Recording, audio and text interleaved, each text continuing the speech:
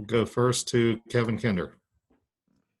Coach, you've talked in the past about players learning differently, assimilating the scouting report, game plan differently. In this environment, when you're swapping out opponents so quickly and don't have a lot of time to prepare, is there one type of learner or player that learns better, is better prepared for this? Well, I think go back to the Bad Boy Mowers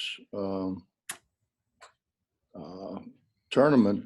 We had 4 scouts before they finally settled on who we played first. So I think our young guys got indoctrinated fast. I don't know. I mean, we still do.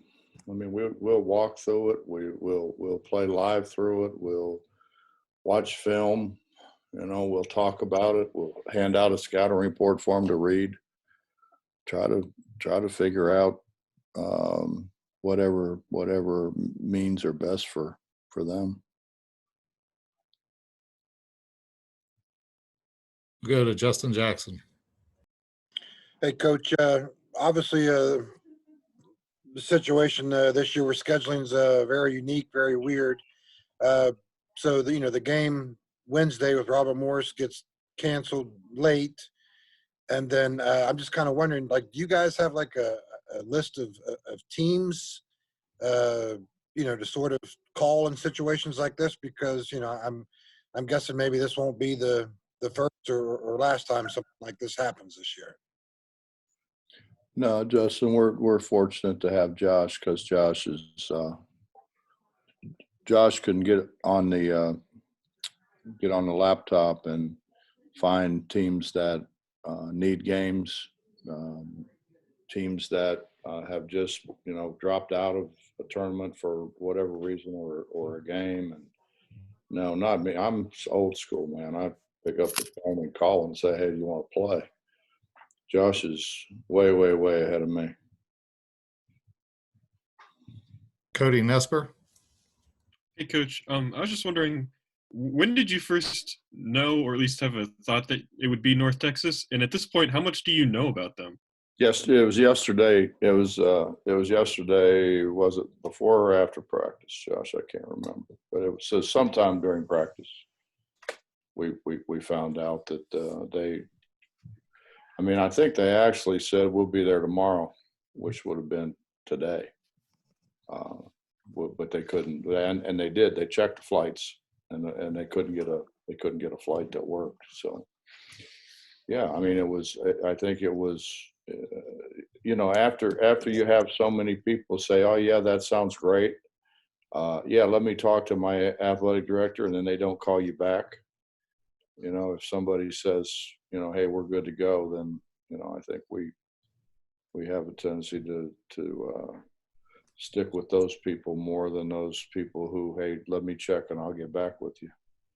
Because I think yesterday, not to name names, but there were probably 3 or 4 people who said, yeah, I'll get right back with you. Let me go talk to my AD, and never did get back with us.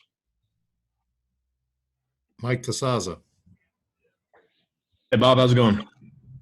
Mike, I'm doing terrific. Well, I'm going to hopefully not change that, but put you on the spot here if you don't mind. Well, you usually do. I mean, I'd be a surprise if you didn't, wouldn't it? Thank you. I'll add that to my resume. Football just canceled their Oklahoma game, shut down team activities. That's just kind of recent. But Mike Krzyzewski had some pointed comments about just the situation the sport is in and coaches are in right now. I don't know how to ask, but just does this feel right at the moment, or are you guys just kind of navigating as you go along and just doing the best you can with every day until someone tells you what to do and you figure out how to handle what the newest directive is? Well, I don't think we shut down the country, Mike. I mean, my fear is not what you're trying to ask me. My fear is the alternative. The alternative is we close all the restaurants, we close all the bars, we close everything. They don't open back up. And then we got a whole bunch of downtowns that have absolutely nothing but vacant buildings. And it's happened before. I mean, we went through that with the Great Depression, and I mean, we've got to keep America moving. You know, and I understand we have to do that safely. I'm not saying be reckless about it, but you know, I think you can overdo everything, you know, and I think sometimes this has been a little overdone. And you know, and it's when you talk about people shutting down and all the cases and all that, the majority of it is contact tracing. Mm-hmm. You know, you have one guy who tests positive and he's on a bus with everybody else, and if he comes within 6 feet of anybody on that bus, then contact tracing says they've got to set, and it's like 14 days they got to quarantine. So it's, you know, it sounds at times worse than what it is, I guess.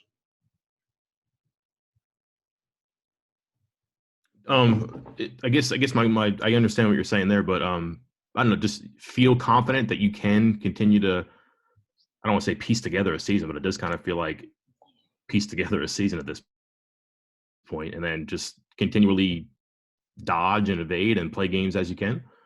When we shut down the university and we sent our guys home, it's the worst thing I ever could have done. Mm-hmm. Because we had more, that's when we had all the positives. And the time that they've been here and when they got back, obviously we tested them and made sure that everybody was good. But we ended virtually every workout with, this is up to you guys. You know, if you guys want to play, you can't put yourself in a bad spot. You know, you've got to be, you know, there's enough of you teammates, and I understand it's hard. You know, you can't really, your girlfriend goes home, you can't have her over to your place, you know, the day she gets back. You can't do that. That's a way that this could spread and really end it all for all of you. You know, so and they've been great. I mean, they've been fantastic, actually, of trying to do the right thing, trying to take care of themselves, you know. And I say that, and I'll end up jinxing myself, but I mean, from basically the time that they got back, and you know, here's the thing, Mike. You know, people say, well, you know, you ought to send them home. Okay, so we're going to send them home. Do you think they're not going to play somewhere? They're going to play. Whether they go to the YMCA, whether they go to a rec, whether they go play in the playground, you know, whether they go anywhere, their old high school, whatever, they're going to play. I would just as soon control who they're going to be around as not know. And so, you know, our guys being here and playing against each other, you know, was good. And it's worked out well for us. All right, thanks. John Antoniuk. Along those lines, you're going to have to be agile all year, right? This is something you're going to have to probably deal with until you get to the tournament. John, my days of being agile, I think, have long since passed. Strange times we're in. Yeah, but not you know, it's not so strange that I had to try to be agile and hurt myself. You know what I mean? Now, you know, I mean, there's no guarantees. I mean, you can do everything right and still still end up with COVID-19. I understand that, but I mean, our guys really have taken a lot of precautions, and they've given up a lot. I mean, they've given up a lot to try to, you know, make sure that we get through the year. And, you know, my thing was always, you know, we can do the best we can possibly do, and hopefully that's enough. Or we can, you know, go run around and end up like we did a year ago, no conference tournament, no NCAA tournament.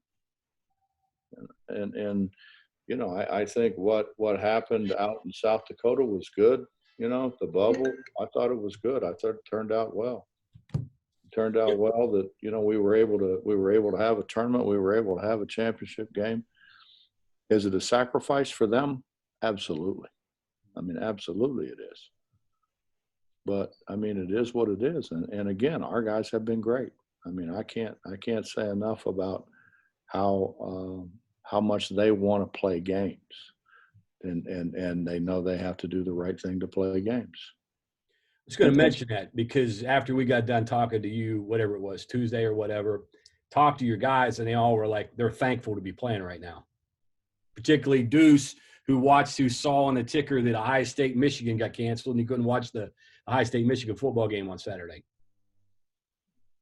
Yeah, well, he could, you know. I just think, John, that, you know, our guys deserve a lot of credit for getting this far. You know, now we got a long, long way to go. Mm. But if they continue on the path that they've been on, and, you know, I mean, hey, some guy can walk up and say hello and shake your hand, and the next thing you know, you test positive.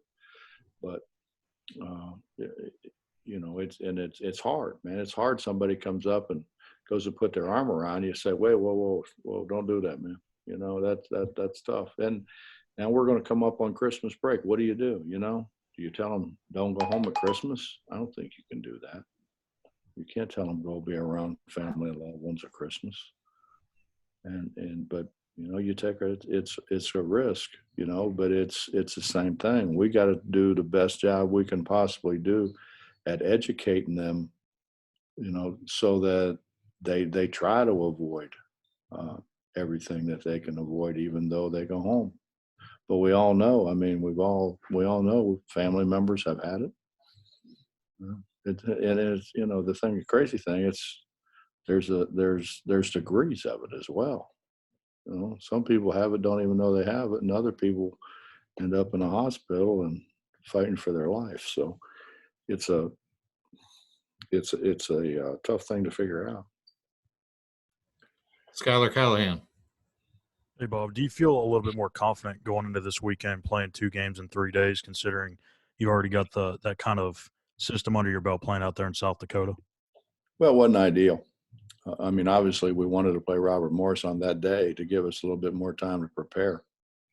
But, you know, obviously they couldn't make it work. So, I mean, I don't know. I mean, I watched North Texas last night, and actually I watched Richmond first, and then I watched North Texas, and, you know, then it's over, and I turn that off and turn on the TV, and I'm watching Pitt play. So I mean, we're playing a lot of basketball, guys. Basketball's still being played. Justin Jackson. Coach, I was going to ask you this the other day when we were Zooming and forgot. I'm just kind of curious on what your reaction might be in this COVID time and with Gonzaga. They, you know, the week before they played you guys, they had, you know, a player test positive, a staff member, I think, test positive. They come back to play you, you know, they play you guys, and then after playing you guys, they shut down team activities. You know, we're sitting here talking about health and COVID, and I'm just kind of wondering if you know, if there's any reaction there on your part. Justin, we can only control what we can control. You know, I can talk to our guys about it. I can't go lecture anybody else about it.